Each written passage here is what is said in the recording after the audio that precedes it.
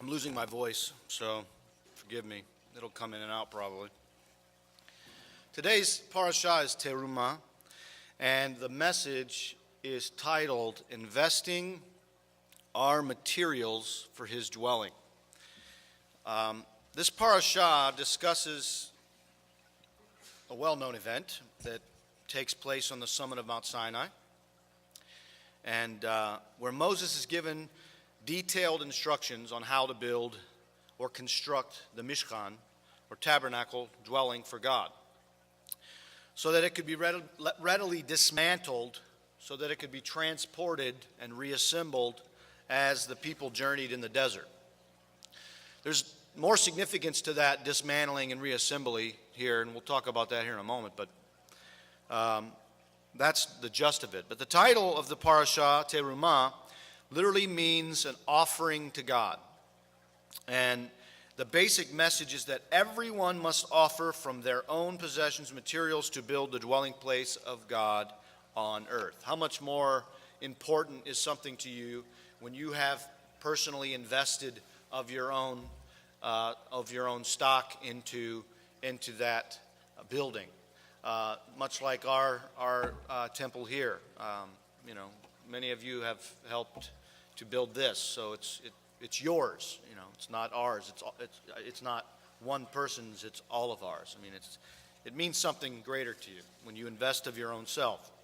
But Exodus 25 verse 2 says, "Speak to the children of Israel that they should take to me a terumah." The Hasidic masters say that every created entity has a spark of godliness within it, a pinpoint of divinity that constitutes its soul, its spiritual function, and its design. When we utilize something to serve the Creator, they say that we penetrate its shell of mundanity, revealing and realizing its divine essence. Thus, we elevate these sparks, reuniting them with their source. Today, I want to discuss what it takes to invest our materials for the continuation of building the dwelling place of God on earth. How we are to utilize our divine spark to serve our Creator within the use of our talents that God has birthed within us. Let's start with reading Philippians chapter 3, verse 13 through 14. It says, "Brethren, I count not myself to have apprehended, but this one thing I do, forgetting those things which are behind, and reaching forth unto those things which are before. I press toward the mark for the prize of the high calling of God in Mashiach Yeshua." Many of us may not know what the high calling of God is through Messiah Yeshua. And it can be interpreted many ways. I mean, I guess everybody has their own idea of what the high calling of God would be. Your personal calling could be the high calling of God. There could be a greater calling that's not of yourself, an idea that you make greater than any one individual. That could be the high calling. So you're always striving but never achieving. But nonetheless, there is a high calling, and we're all supposed to reach for it and run toward it. But I know that many of you, like myself, lead very busy lives, and much of that busyness is overwhelming. Myself, I didn't get home last night, unfortunately, from work until 10 o'clock because we have major issues with the plant. So, unfortunately, things in the world can cause us to to forget our responsibility spiritually as well as physically. But we live very very busy lives, and this busyness or business, I don't know, it was funny because I was writing busyness and I wrote it business because business, And I never realized that. I'm like, well, that's probably what that means, you know. People were busy nests, so that's what we are. We get caught up in the business of life, and it can inevitably cause you to focus on your attention on life circumstances that are seemingly trivial and temporal. But it's my belief that when we get caught up with the stuff, work-related issues, family arguments, physical ailments, deficiencies, personal quirks, anything not directly related to God or your spiritual health, which inevitably become the things of the past, we forget to look forward. All that stuff that ends up being for tomorrow. You know, tomorrow you forget about the stuff today. And you know, it causes you to forget to look forward. I use my daughter as an example. This morning she come to us and she wanted to wear like spring sandals to Shabbat. And she went to her mom first and said, "Mom, can I wear these spring sandals?" And her mom says, "No, you cannot wear those sandals. It's rainy and snowy and icy. You can't wear the sandals." So she does what she always does and comes to me and says, "Hey, Dad, do you mind if I wear these spring sandals?" And I said, "Well, what did your mom say?" She said, "Well, she said no, Dad," you know. She starts crying. She goes, "I promise I'll wear my boots to Shabbat, and I'll change there, and then I'll put my boots back on when we leave."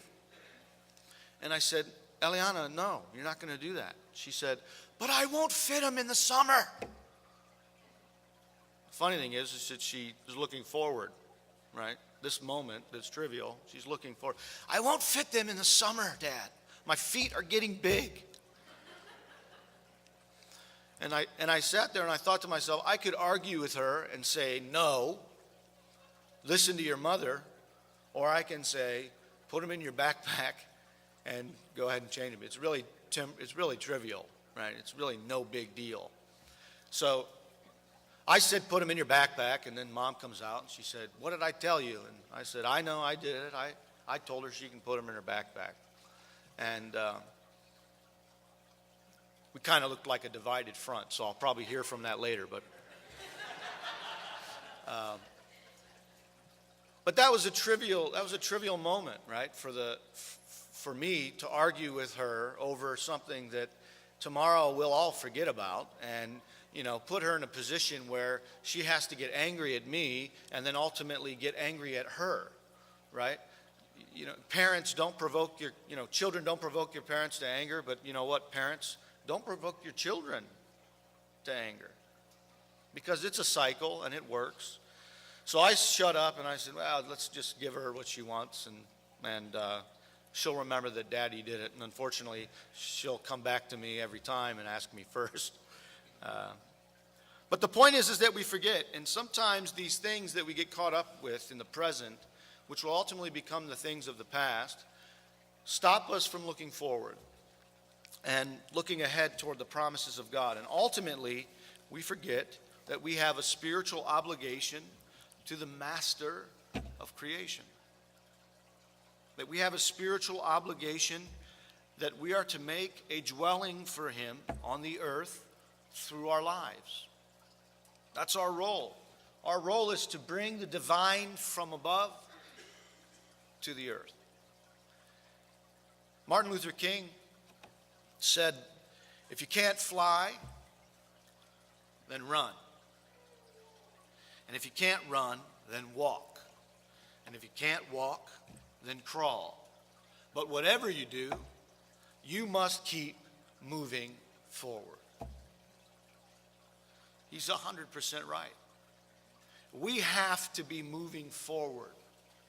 We have to be moving forward in our lives. I used an example this week at work.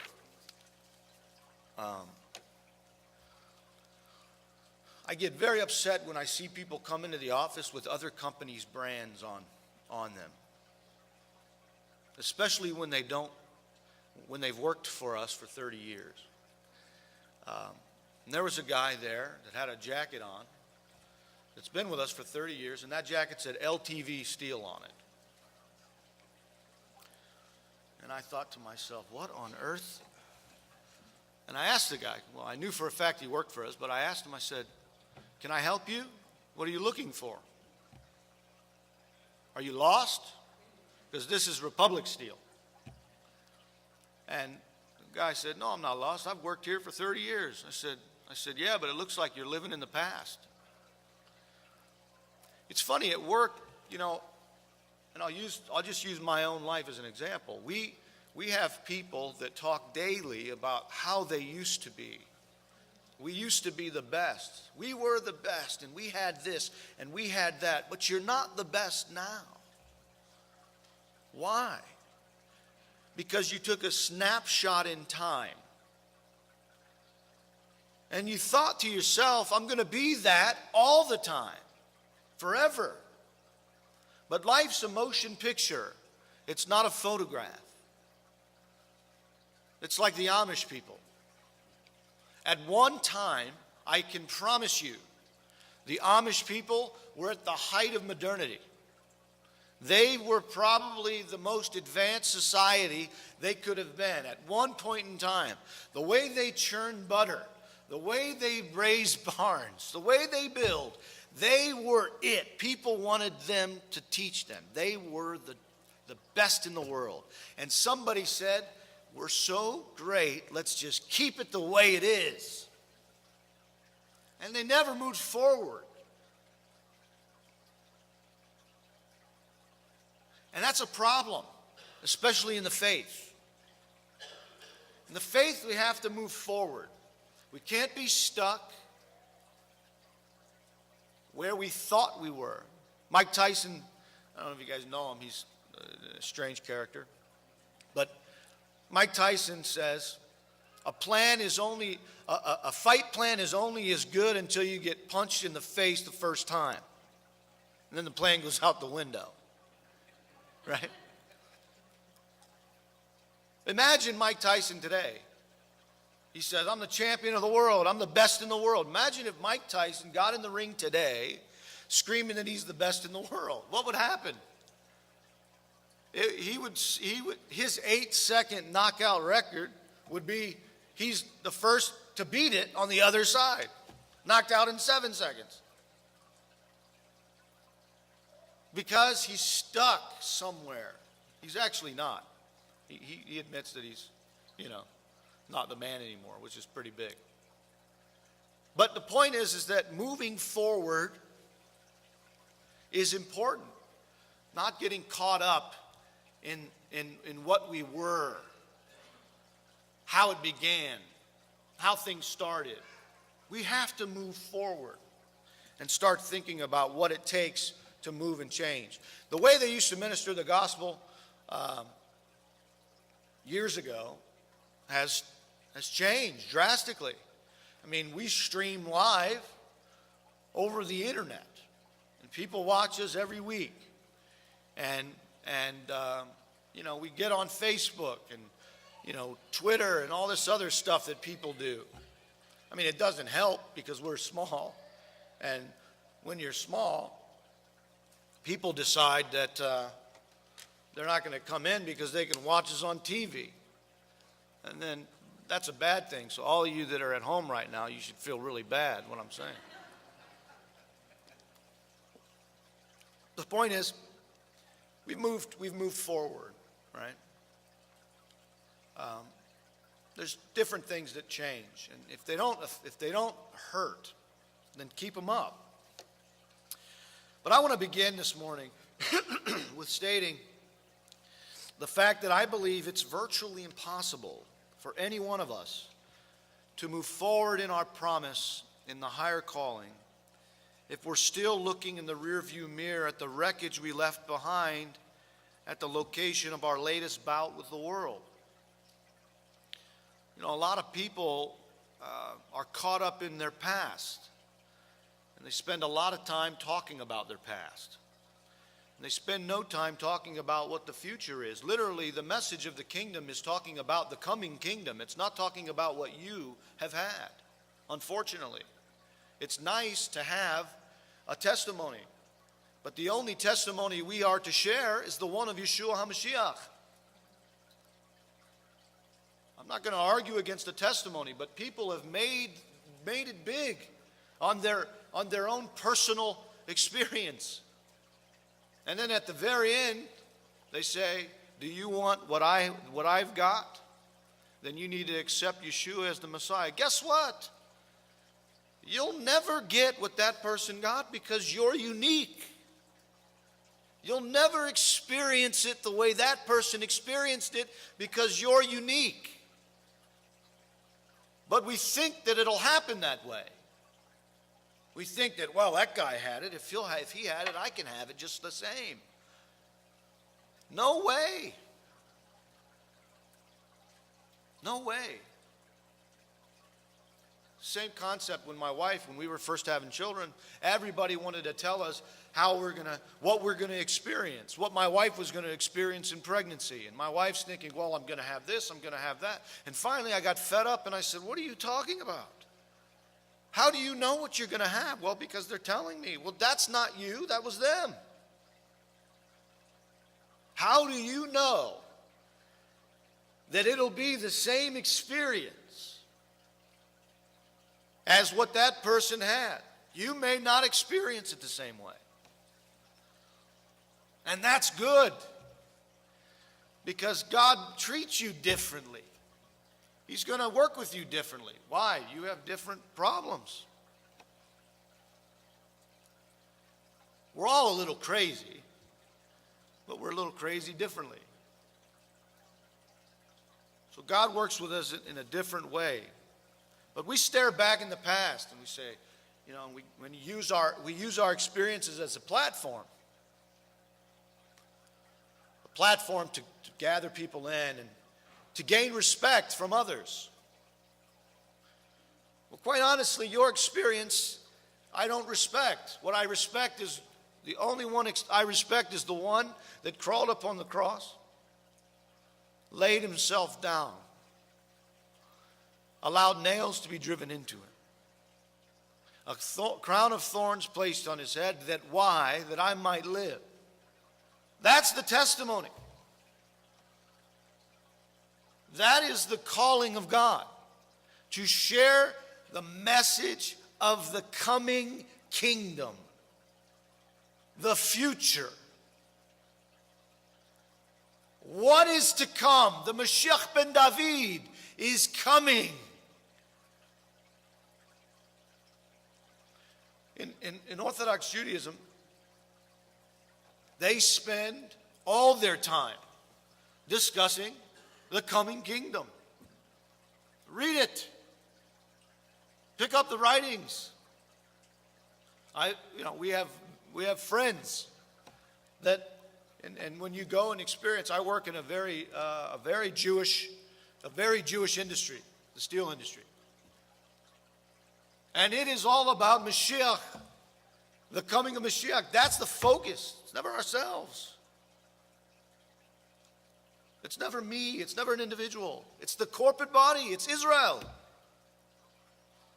We're talking about Israel here. And you're a part of it. But what does God have for Israel? That's the message of the kingdom.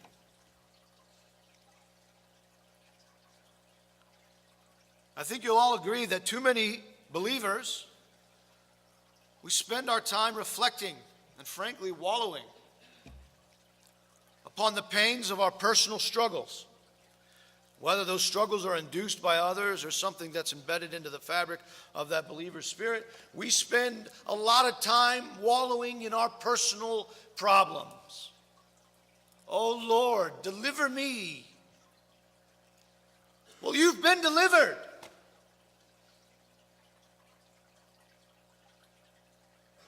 Someone says, how do I get delivered? Do you want delivered? Yes, I want delivered. Do you have Yeshua's Mashiach? Yes, I have Yeshua's Mashiach. You're delivered. What else? Now, move on. Move ahead. Look forward. If you can't fly, walk. If you can't walk, if you can't run, walk. If you can't walk, crawl. Regardless, move ahead.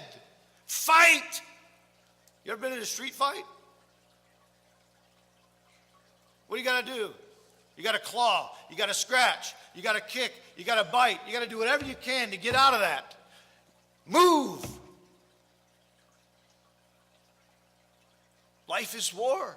Life is a battle. And if you think you won't struggle, keep dreaming.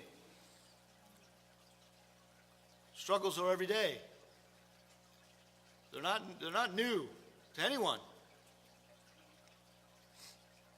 It makes perfect sense to me that a believer would focus on their own personal struggles, however.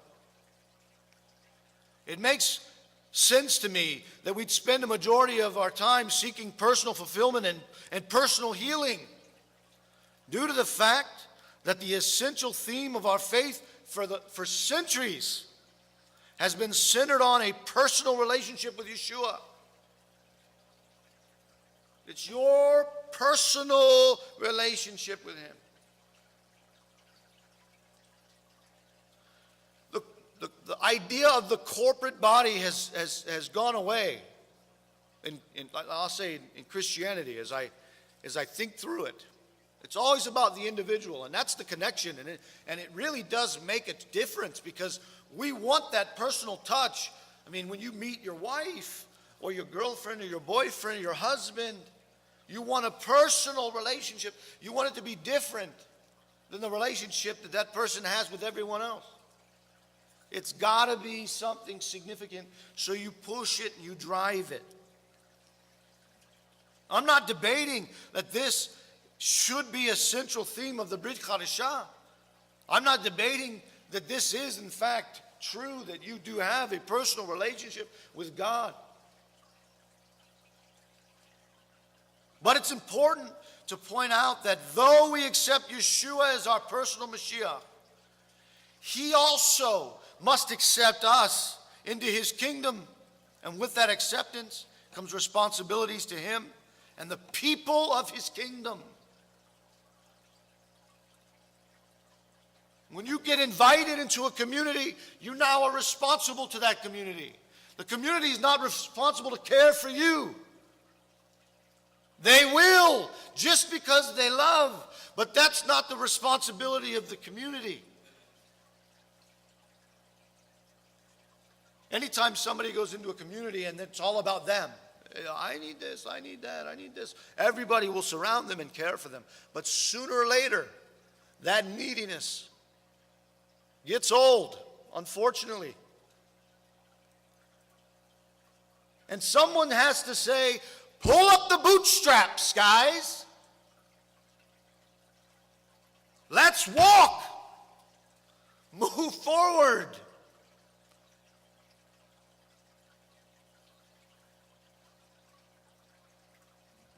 Understanding that truth, that we have to focus on the community as well, it's my belief that one must conclude that we cannot focus our full attention on pressing toward the mark, the higher call of Yeshua, unless we're living our lives in service to Him and the kingdom.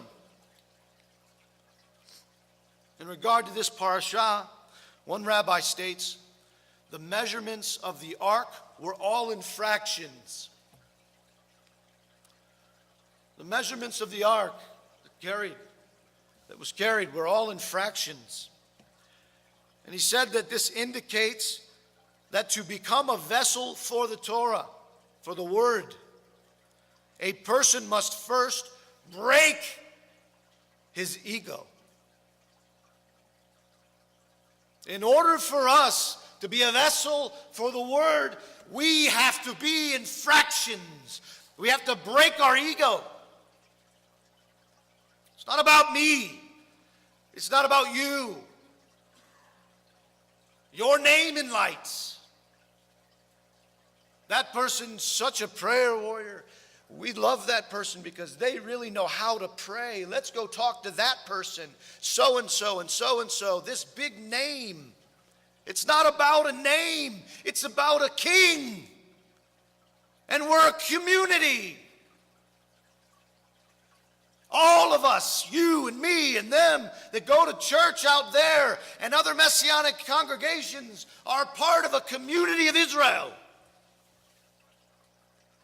That's the agenda we're pushing. The kingdom of God.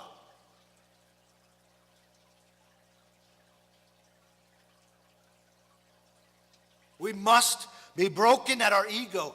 This intense focus on self as opposed to the advancement of the kingdom, which was incidentally the theme of the Great Commission to the apostles, by the way.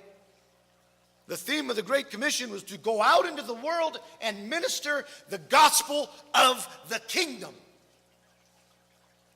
Not go out into the world and tell everybody about yourself and what you can do and all the knowledge that you hold, but rather of the kingdom.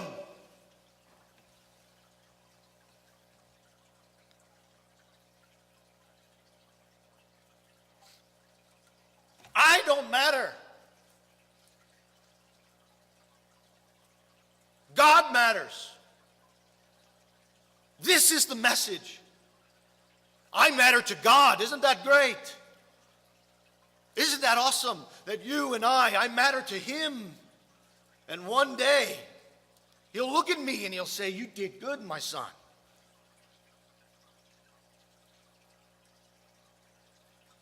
But if I stand in His place and I take His glory, He will not tell me, "You did good, my son."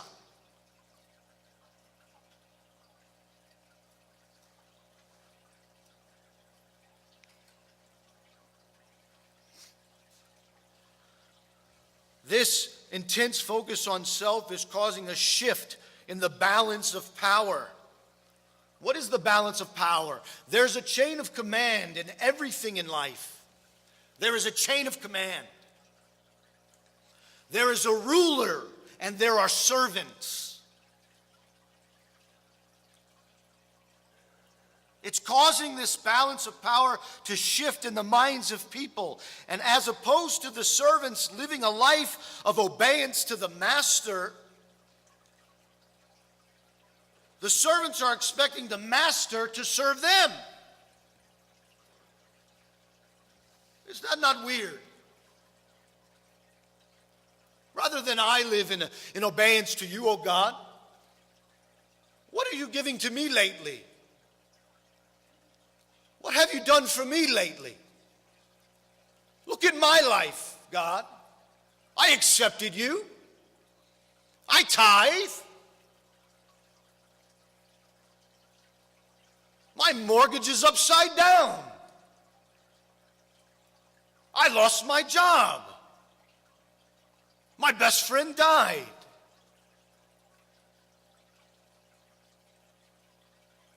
My family is in shambles.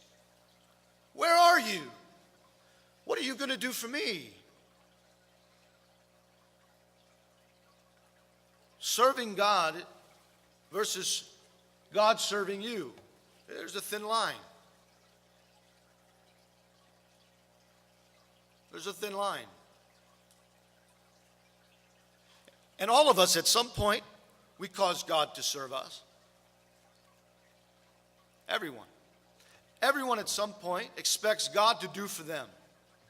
I recall many times in my life, in fervent prayer, saying, "What on earth? Look at me, God. Look what I've done."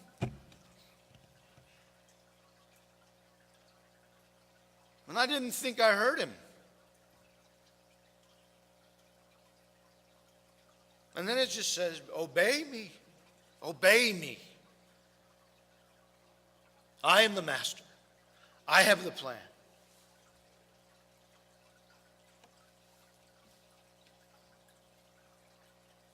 The time of dedication to oneself must end. Our dedication to God must begin. It's my belief that it's time that we as a people, the people of Israel, we learn to overcome these battles and trials of life through the Spirit. Thus become acquainted with the spiritual breakthrough in a way that we've never before imagined. When I say spiritual breakthrough, that may sound like a buzzword. But I hope you realize I'm not talking about going to a big religious conference where the stands feel like they have a heartbeat because all the number of people there cheering and praising God, or the feeling you have when you leave the stadium of people pumped about your spirit because it seemingly received the fix it needed from all the excitement. The kind of passion seems to wear off over time, doesn't it? Go to a major conference and there everybody's there, pump, pump, pump. And you get so excited. Well, that passion wears over time. How do you get the passion that does not wear? How do you find a fire that burns eternally, that is not quenched?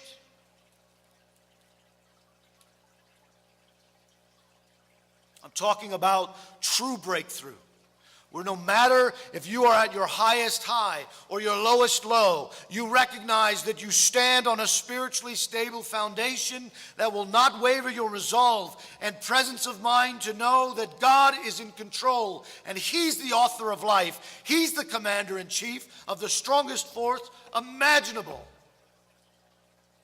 He's in charge. I'm at the lowest point. Nothing will shake us. And if you can stand at the highest peak and recognize that you are there because God placed you there, you have breakthrough. If your ego is dead, if your pride is dead, you have a breakthrough.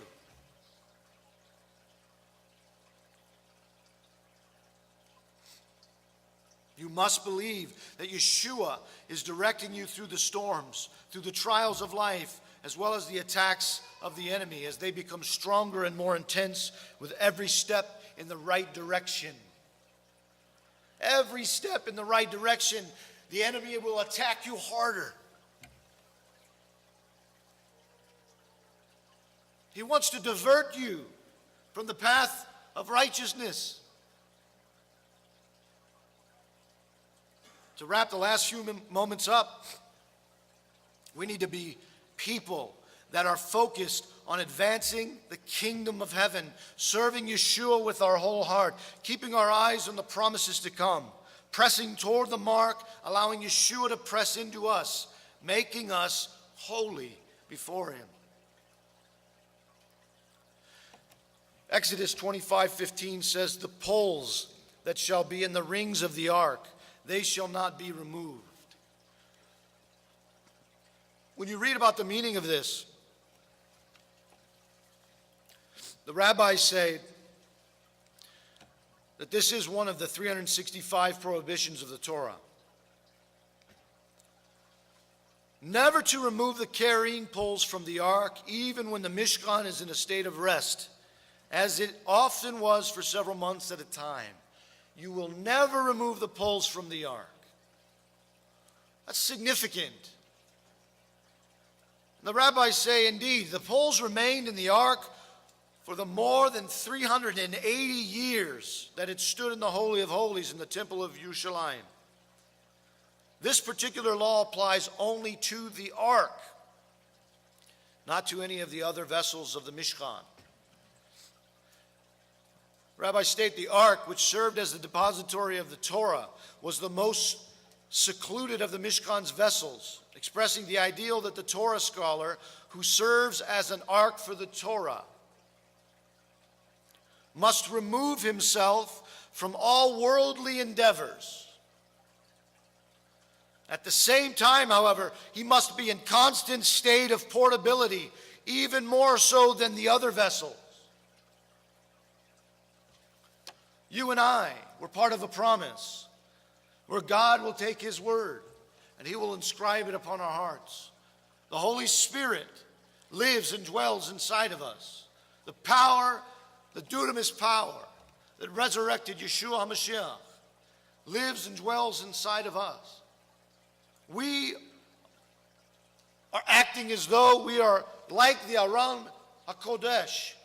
We're like the ark, carrying the word inside of us, that it might be shed upon the lives of others. And the purpose of the poles being in the rings of this ark was to make it mobile was because if there is a soul thirsting for the word of God in the ends of the earth, the Torah scholar must be prepared to leave his inner sanctum to transport the Torah to that place. So even when he sits in his Holy of Holies, he must have his carrying poles inserted in his rings, always at the ready to venture out at a moment's notice, constantly aware of his responsibility toward the world outside. Being one that is in the world but not of it, one that is a light not put under a bushel, being one that will share the word of God in the darkest of places, in the driest of places, in the deserts, mobile and ready at all times, instant, in season and out of season.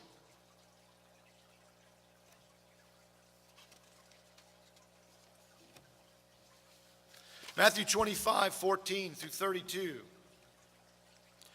says, "For the kingdom of heaven is as a man traveling into a far country, who called his own servants, delivered unto them his goods, and unto one he gave 5 talents, to another 2, to another 1, to every man according to his ability. Straightway he took his journey. Then he had received the 5 talents, went and traded with the same, and made them other 5 talents. And likewise, he that had received 2, he also gained other 2. But he that had received 1 went and digged in the earth, and hid his Lord's money." Now listen to this. Because this is from Matisyahu, this comes as Yeshua spoke this parable. It comes from the Mashiach himself. And it doesn't sound very nice, to be quite honest.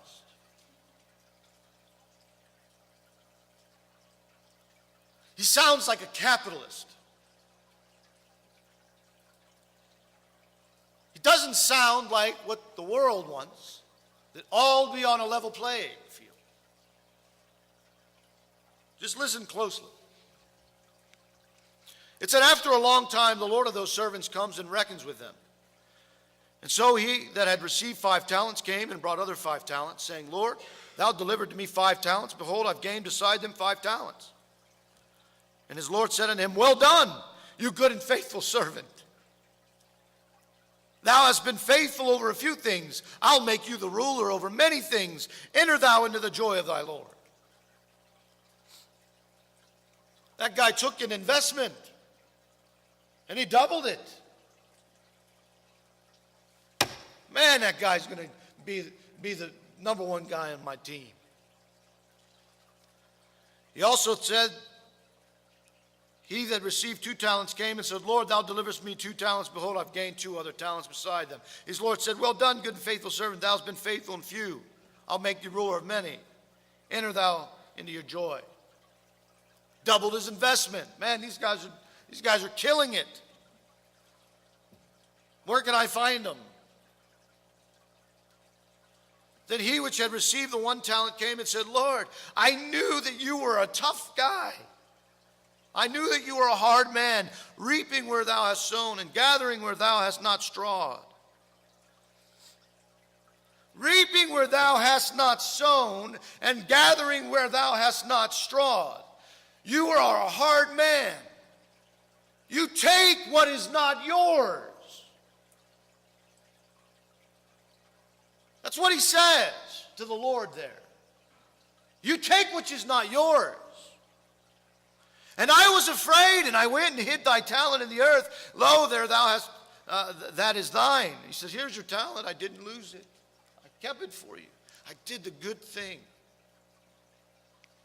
And the Lord answered and said to him, Thou wicked and slothful servant, thou knewest that I reap where I sow not, and gather where I have not strawed. Thou oughtest therefore to have put my money to the exchangers, and that at my coming I should have received mine own in usury. Take therefore the talent from him, and give it to him which hath the 10 talents. You know that guy wasn't nice. You know that, right? Don't read it like this. Don't read it like this. And his Lord answered and said unto him, Thou wicked and slothful servant, thou knewest that I reap where I not sow, and gather where I have not strawed. You read it like that, it doesn't have the impact. Because that's not how it feels. This guy was getting beat down. I gave you a job. Why did you not perform? That's what was happening. For us to think anything less is ignorant. You know how I know that was happening? Because I see it every day.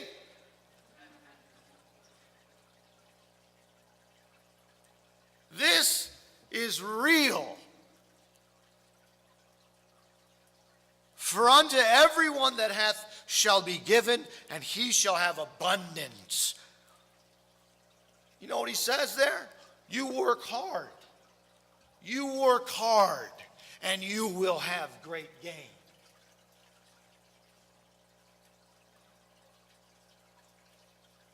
But from him that hath not shall be taken away even that which he hath. And cast ye the unprofitable servant into outer darkness. There shall be weeping and gnashing of teeth. Are you kidding me? We're going to throw him into hell?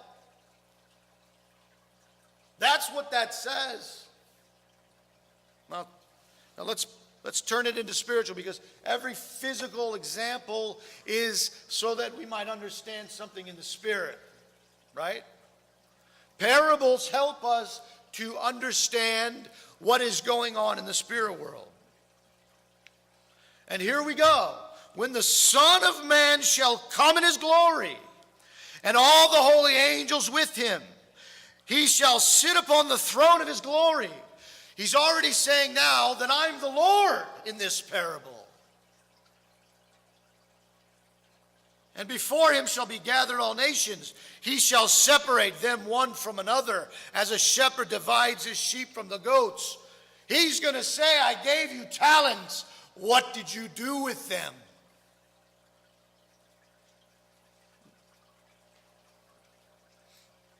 Lord, what have you done for me lately? That's not this relationship. Understand that. We're here to serve him.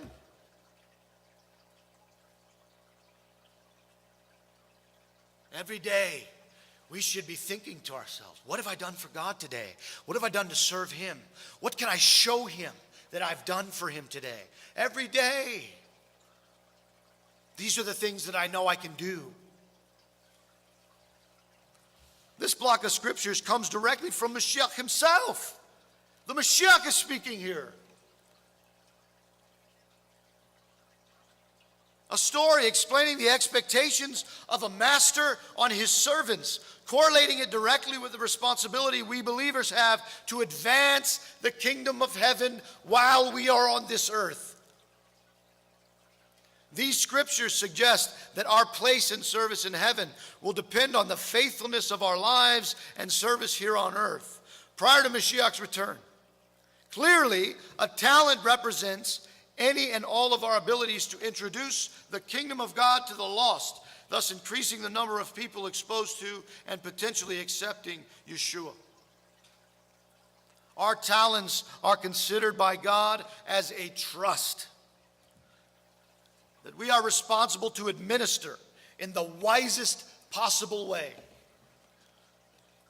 We are the trustee. We're administering God's presence to others. What are your talents? How do you use your talents to effectuate change in the world around you? Are you focused on yourself during the week, or are you focused on getting a return for your master, for all that he has invested in you? Like I stated earlier, when we accept Yeshua, we invest in him and expect a return of healing. We expect a return of happiness. We expect to be uplifted in our spirit when we invest into Yeshua. All those things will come to us. We'll get uplifted. We'll find healing. Whether that's healing of the mind or that's healing of the body, we'll find it. And if our body doesn't heal, maybe our mind heals and it prepares to see him But either way, we'll find it.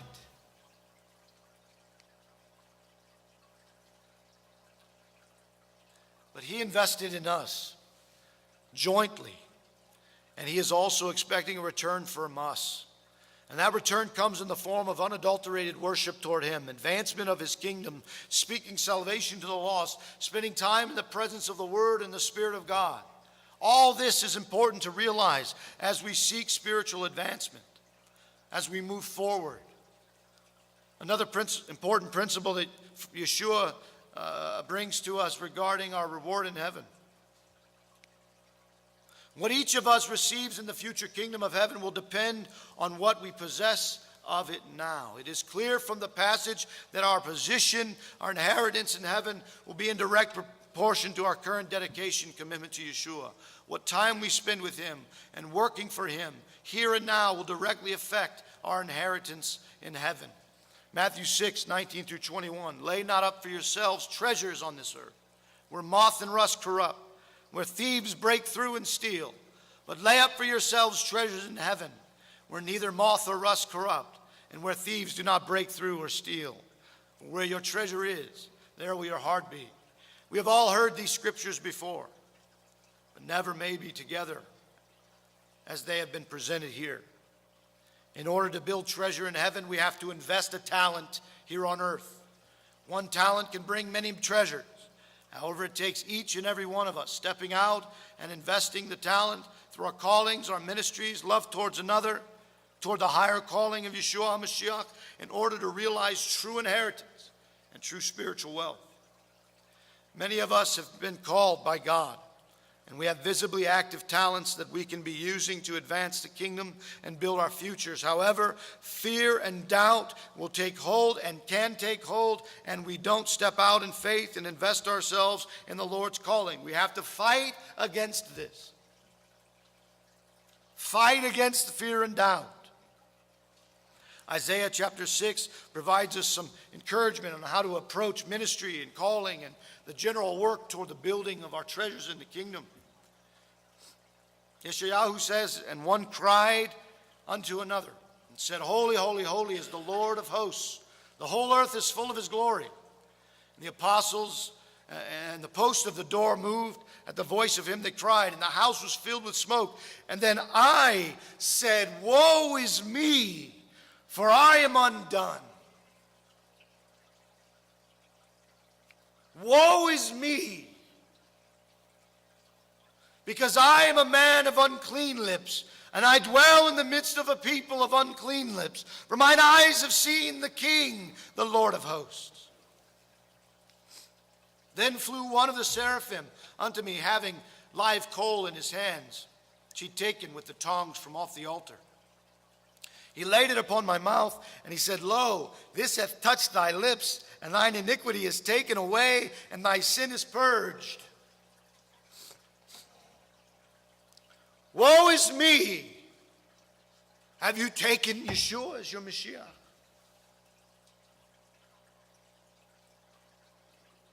Have you joined with him in the mikvah?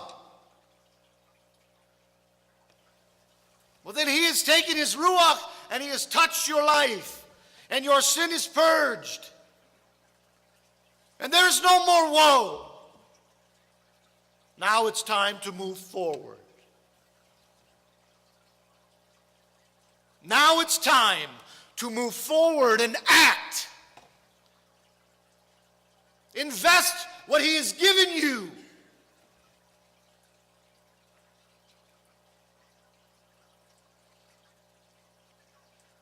I remember when I was a kid, the commercial,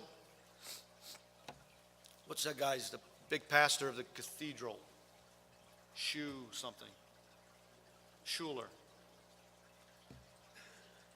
Don't just sit there. Do something. That was like all over the place, right? Every other commercial on TV. Man, is he right? I don't care what you think of the guy. The guy's right. Get up, lazy, and do something. bury yourself, your head in the ground. Do something. Move the kingdom forward.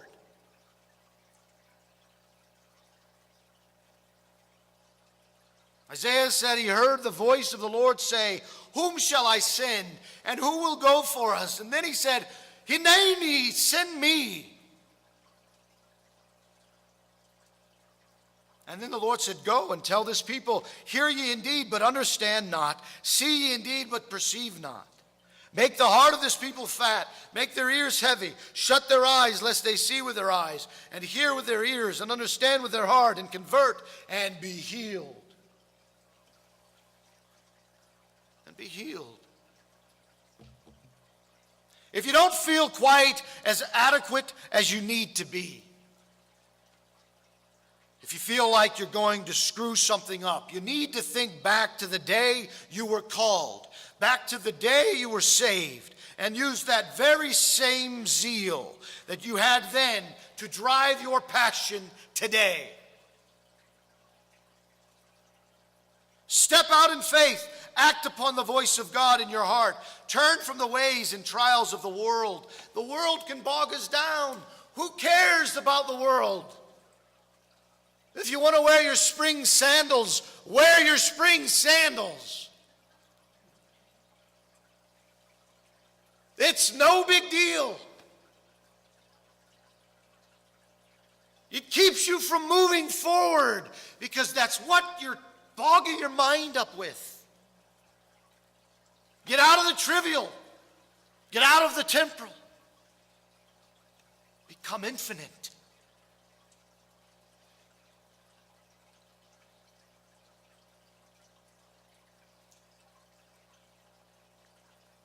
Accept only advancement.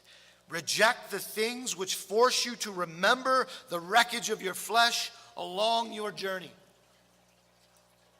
Don't worry about yesterday. It's over. It's over.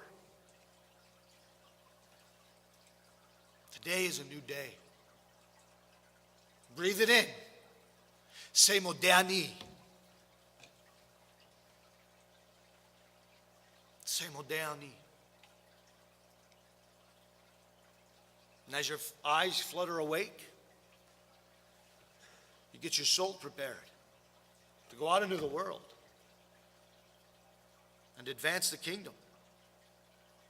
Spiritual breakthrough, people, is the stability that is needed to realize and accept our talents, to use them to advance Yeshua's great commission. Go into the world and preach the gospel of the coming kingdom. Amen? It is our duty to praise the Master of all. Describe greatness to the author of creation, for he made us unlike the nations of the lands. He's not placed us like the families of the earth. He's not made our portion like theirs, and our lot like all their multitudes. And we bend the knee and bow, and acknowledge our thanks before the King of kings, the Holy One, blessed be he. He stretches out heaven, establishes the foundations of earth. The seat of his glory is on the heavens above. The presence of his power is in the most exalted heights. He's our God. There is none other. True is our King. There's nothing beside him. As it is written in his Torah, you shall know this day and take to your heart that the Lord, he is God, in the heavens above and on the earth below. There is none other. Amen. Let us